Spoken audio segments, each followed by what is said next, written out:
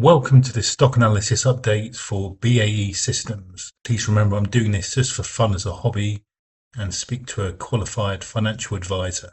I did a decent video on BAE Systems earlier this year, but unfortunately this is going to be just a update video because my stop loss has been hit and I've got out of this stock.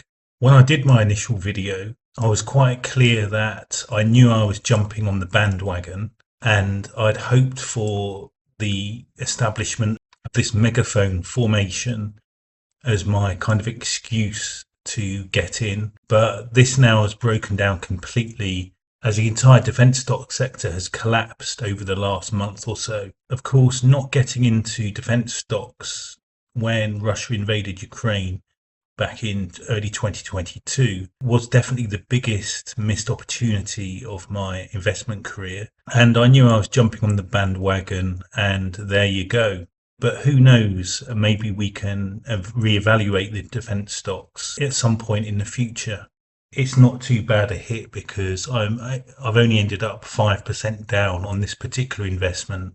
In terms of BAE Systems, I still like them generally. Although they're land-based combat platforms and some of their electronic systems are perhaps obsolete in terms of modern warfare, their F-35 and Eurofighter Typhoon franchise is definitely a very strong part of this business, and also the fact that they'll be building the Tempest next generation fighter is a great contribution to this stock.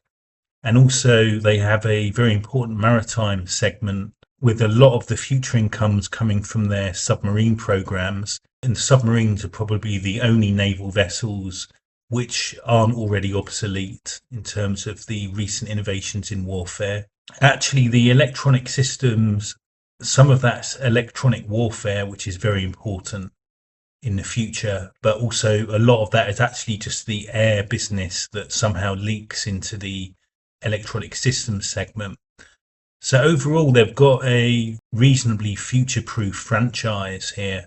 For me, stop losses are an important part of how I invest, which is my own particular style. And obviously, everyone has their own style that suits each individual. And so I'm out, but who knows? Maybe in the next year or so will be a good moment to reevaluate this stock. So that completes this video. I hope you found it useful and speak to you at the next one. I do videos like this one just for fun as a hobby. It's for entertainment purposes only. Always consult a qualified financial advisor before making any investment decision.